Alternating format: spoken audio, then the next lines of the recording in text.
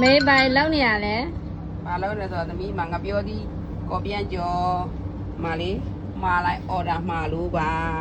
ငါပြောသည်ကော်ပြန်ကျော်လုပ်ဖို့အတွက်ဆိုမှငါပြောသည်တရားဒီဘက်ကဒါလေးအားကြတော့နော်ဒါငါပြောသည်ကော်ပြန်ကိုပိတ်ဖို့အတွက်ကော်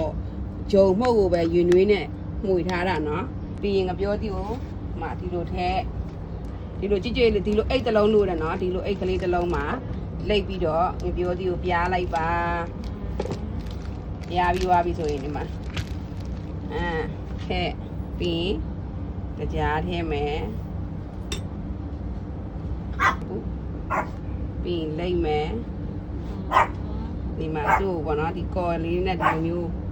ပိတ်မဲ့နေရာလေးမှာတုပ်နော်တုပ်ပြီးဒီလိုလိမ့်အဲ့ဒါပြောပြီးပြန်ကြော်ပါလို့ခဏ